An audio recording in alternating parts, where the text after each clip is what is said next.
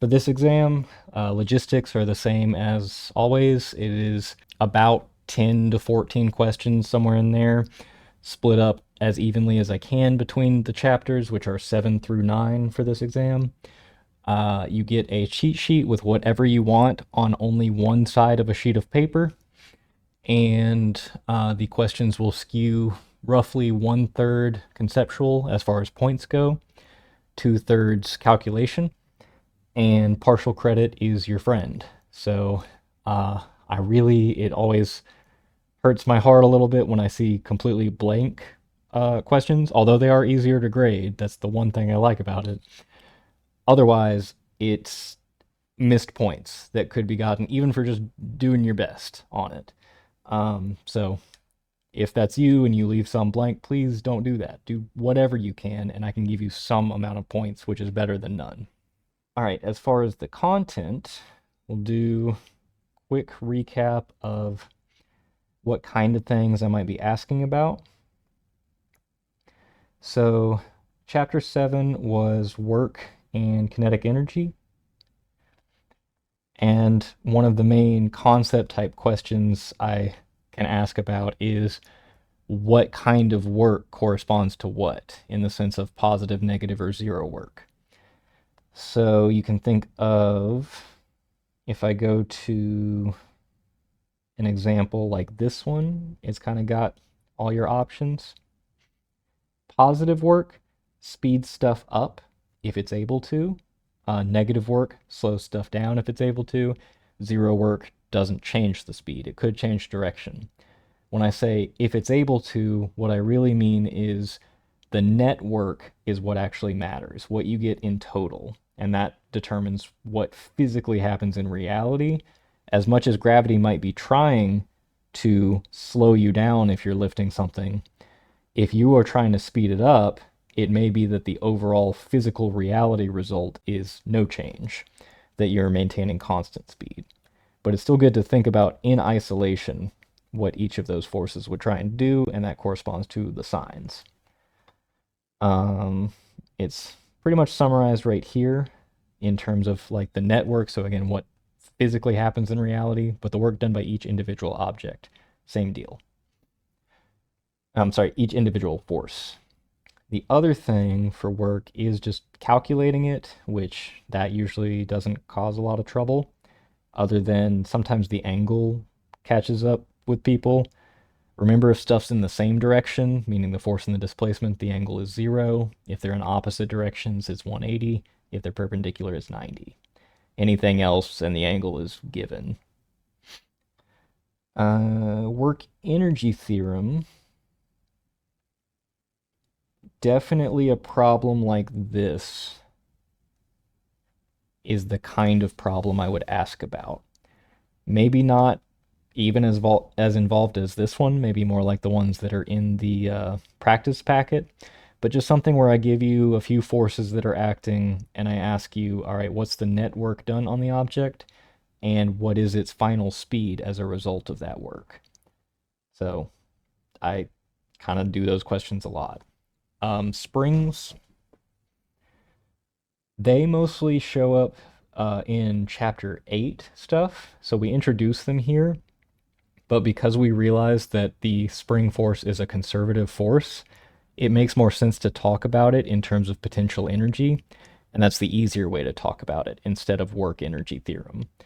So you could use work energy theorem to talk about springs, but conservation of energy, which is a special case of the work energy theorem, is a more convenient way. So I'll hold off on talking about springs in much more detail till I get to chapter 8 stuff. The main result we needed from this chapter was this, because we needed it to define potential energy for springs.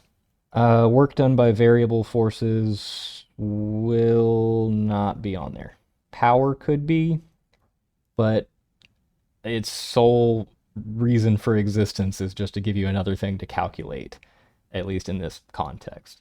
So if you know that it's work over time, and I give you the work done, you just divide that by the time. If I give you force and velocity, you use that. Or I could ask in terms of dot products. That is one thing I guess I glossed over.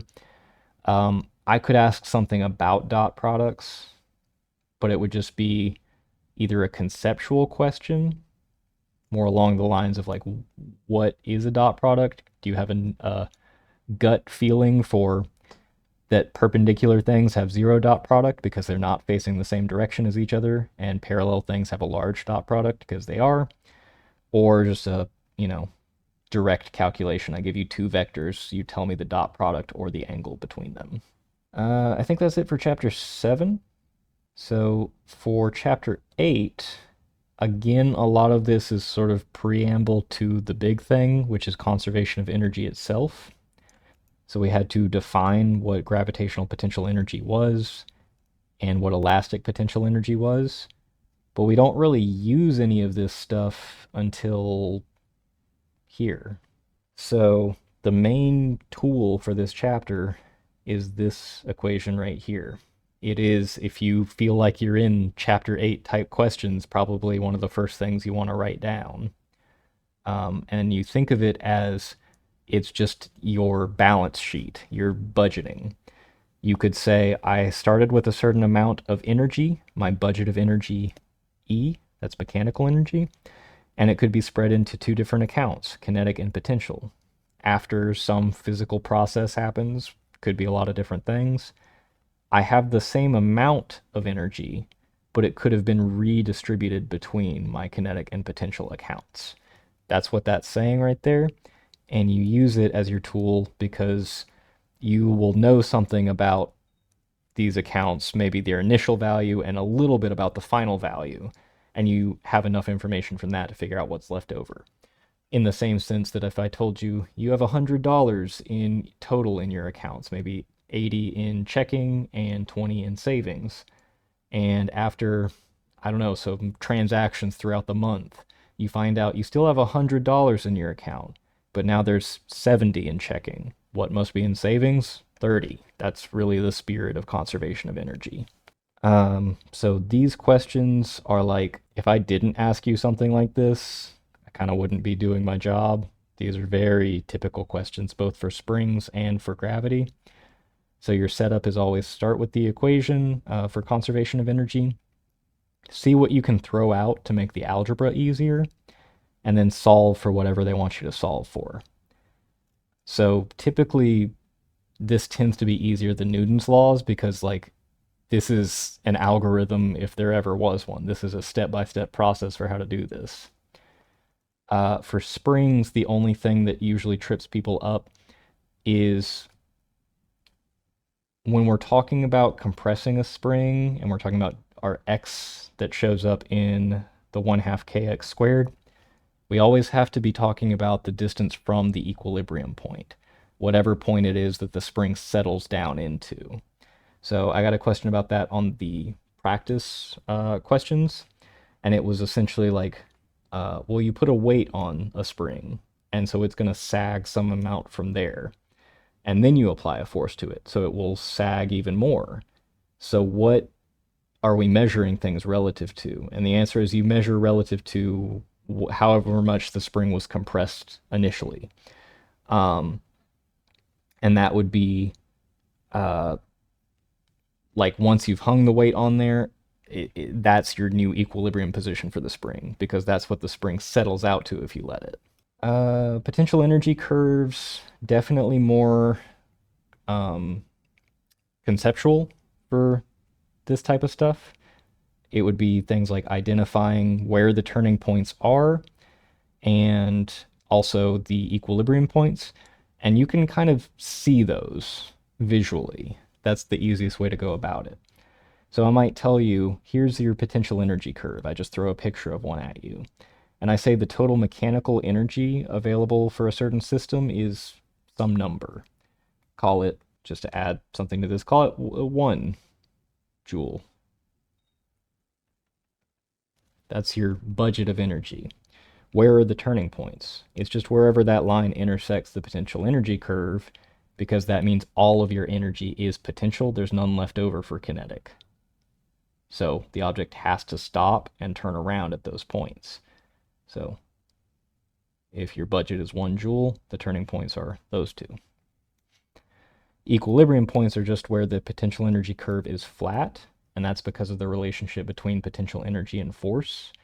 That force is negative the derivative of potential energy, in other words, negative of the slope, because if potential energy is decreasing, you are going to be pulled, in this case, to the right, because we've got a negative slope for the potential energy, but that means a positive, a to the right pull from the force. Um, and the flat points are where the force is zero because the slope is zero. So kind of just identifying those is what I would ask for potential energy curves. If there were to be a calculation, it would be very much like this example, which is always the case because that's why I choose the examples as they are. This is technically still chapter 7. It's just reminding us what we do if friction is present, because we have to remember for conservation of energy to apply, you need to have only conservative forces like gravity and springs doing work. If you have things like friction doing work, you're back in the realm of work energy instead of conservation of energy. So I could ask something like this, but it would definitely be less involved, meaning more like the stuff we already looked at in chapter 7. All right, chapter 9. Again, it's a lot of preamble, just definitions building up to the main idea. There is the impulse momentum theorem. The main thing you really need to be able to do with it is a question like this, just calculating the size of the impulse and or average force. There's not a lot of conceptual stuff I can ask for impulse momentum theorem. I don't think, at least. So really the main meat of the chapter is conservation of momentum. And that's this. This is your starting point for most stuff in this chapter. Here, the concept type questions tend to be things like, will the momentum of this system change or won't it? So like when we went over the quiz, the man and the woman pushing on each other, for which system does momentum change? Either the man or the woman individually. The system consisting of both of them, the momentum doesn't change because all forces are then internal to the system. They're just passing around momentum. They're not there to change it as a whole. Only external forces can do that. And so you can think of conservation of momentum also like a budgeting sort of equation, but now it's a vector budget. You have a sort of direction and size to this thing, and both have to be maintained. But in 1D, it's easier to just look at it as scalars, and then the process is very much like conservation of energy. How can you tell which one you should be using?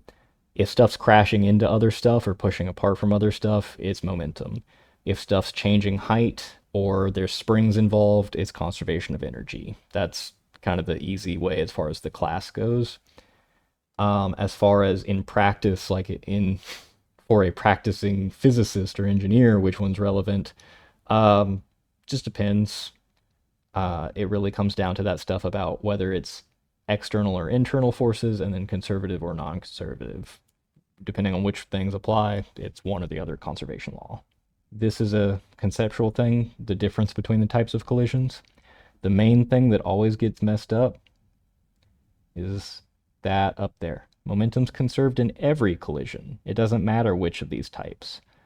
It's conserved for all of them. The thing that's not is kinetic energy. You could end up with less than you started with in an inelastic collision. In a completely or perfectly inelastic collision, you end up with way less than you started with. Only in an elastic collision do you not have any less. You keep the same amount the whole time. But momentum, it's conserved for all of them. Otherwise, we couldn't do all these problems we did in this chapter because we were applying conservation of momentum to all those types of collisions. You'll know that you need to use these type of formulas, or really these where something's stationary, solely if I say it's an elastic collision.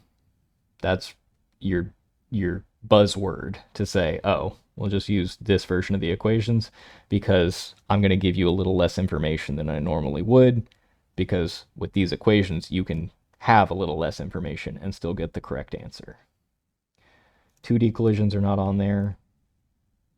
Center of mass, it would just be calculate the center of mass like this.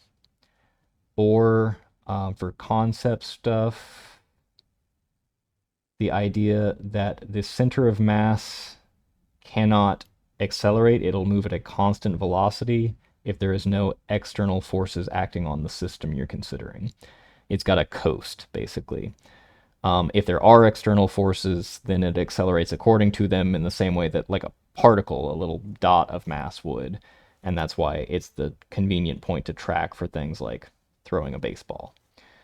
So, mainly for center of mass calculation, but it's possible I just ask you about that main feature that the center of mass moves at constant velocity during collisions. I think that's sort of a recap. Uh, any questions? Well, I did get one over email about this one, the boy and the girl and the ball. So this one is a little bit tricky because now it's 3 objects instead of 2. We have a girl and a boy standing still at first on a pond, and the boy throws an ice ball. What are their velocities after the girl catches it? So in my head, I split this into 2 separate problems. One is the boy throws the ball. That's an easy problem to do with conservation of momentum. What is the ball's velocity after? What is the boy's? Okay, once I figured that out, I know what the ball is doing when it reaches the girl, at least assuming they're close enough that gravity doesn't change the speed and all that. So then that's problem number 2 is now it is the ball, which is moving, hitting the girl, which is stationary. How do they move after the fact? And because she catches the ball, that is a completely inelastic collision. They stick together. It doesn't have to be like physically sticky. It's just that they are one object in effect now. And so I think the question was just sort of going through all of that. So I still apply conservation of momentum first to the boy and the ball. They are both at rest at first, up until he throws the ball. And then it tells us the final speed of the ball, and we can use that to determine his final speed. Then the girl catches the ball. We know its initial speed because it's whatever we found up here as the final speed when the boy threw it. We know the girl is at rest, and then we know they stick together, which is why we can say they have the same final velocity. And then it's just solving for the girl's final velocity. It is technically the girl's and the ice balls because she's holding on to it. So it actually is still just conservation of momentum, just twice. Okay, so these were the ones where I was saying know what different signs of work means. It is either in terms of speeding up, slowing down, or not doing either, or in terms of forces in the same direction as displacement, force is opposite, or force is perpendicular. Either is a sign of the sign of the work. Here is work energy theorem stuff to find final speeds. Here's even more of it. Here is springs, but as you can see, not many questions on that because mainly I saved them for conservation of energy. Here is conservation of energy questions with stuff moving to a different height. Here's conservation of energy with springs. Here's a potential energy curve where it is a conceptual question. Here's one about knowing the force directions based on the slopes. It's, I think, roughly how I summarized. I'm covering my bases here. More conservation of energy, a work energy theorem question here because it has friction.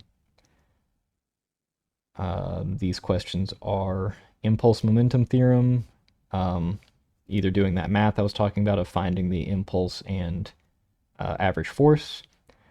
This is the question about systems, whether momentum's conserved for them or not. This type I won't put on there because I didn't say it in the review. Impulse momentum, conservation of momentum, conservation, conservation, conservation, conservation, conservation. Types of collisions and what's different between them. Calculating center of mass, properties of center of mass. More or less what I got at. This very last question, I will say, is trickier. I used to have one like this in the notes. This is just to say this is a weird property of the center of mass. If you're stuck on ice or out in space or somewhere else where you're just connected to someone by some sort of tether, be it a rope or a stick or anything else, no matter how you both pull on it, like one of you pulls fast, one of you pulls slow, one of you doesn't pull at all, you're going to meet at the same spot, no matter what. That's pretty odd. But that's what this question essentially proves. So it's not really one I would ask on the exam, but it is still getting at that feature that the center of mass is only affected in its motion by external forces. And in this problem, there's no friction, and it's only the two boys pulling on the stick, and all of that's internal to that system. What other questions do we have? It seems fine. It's just sometimes some of the processes of finding conservation energy are confusing. Okay. So process as far as knowing like what you can keep and throw out. Yeah. Okay. So let's jump to that kind of stuff. All right. When I'm looking at these problems, I do think it's easier to write out every possible type of energy rather than trying to add in the relevant types. That's what I'm talking about of like subtractive versus additive ways of doing this. I like to do the whole thing and then take away anything that's not relevant versus just add in what is. And so how I decide what's relevant is really there's a couple kind of trigger words, which is kinetic energy equals zero if something's at rest. Potential energy is equal to zero if something's at its lowest height. Technically, it can be zero wherever you want, but lowest height is usually pretty convenient as a 0 point. And that's for gravitational. So I'll say GPE. Elastic potential energy is zero if the spring is relaxed or at equilibrium. I think that's the main two ways it's usually worded. If they just say a spring is compressed, you know that it is storing up energy, so you can't throw that out. So don't mistake that the spring is at rest with it having zero potential energy. It's got lots of potential energy, just no kinetic if it's at rest. Another thing for kinetic is just if something's at max height. Since we've only really been looking at 1D motion for like launching a projectile, we can say max height is the same as something being at rest because it will come to a stop at maximum height. Is that kind of what you were getting at? Yeah. Okay. Yeah, so that's really all I'm looking for in the problems. If we just boil this down to like standardized testing, how would you do it? Yeah, it's just certain words that say, oh, throw that out. Which actually, this one right here is good. You see, I say rest, lowest, max height, relaxed. Just one more question about like the test itself Yeah. again. Um, so like per usual, a lot more is more of the work that you show more work than the final answer that you get. Yes. And So like if you have some of your numbers wrong, as long as you showed your process, like you'll still get like points for it. yes. And I make a key and you can look at the one for exam one. I'm pretty sure I put that up after I got the corrections in. And that's my general thing I follow, but you'll usually find if you actually look at your grade compared to what the key would say it is, you get more points because I try and see um, if you are sort of headed in the right direction because a key is a little bit too rigid to like always work, but the idea is always even if you stumbled somewhere in the middle, if you picked it back up, I'm trying to grade that in isolation to some extent relative to the stumble. So it's like I take points off per stumble, not per like it just all fell apart after the fact because of that stumble. So yeah, I guess I'll say my general rule typically is because the questions tend to be worth about anywhere from 8 to 14 points for the calculation ones. The answer is only really ever worth either 1 or 2 points, and that just comes down to one, the complexity of the question, and two, how likely I feel you are to actually make it that far in the question. So if it's a really involved question, you may find it's only 1 point for the final answer because I am not expecting a lot of people to get all the way to the fully correct answer. I just want to see the process. All right, any other questions? All right, well, if not, I guess we'll call it there. Y'all enjoy your weekend. I will see you on Tuesday.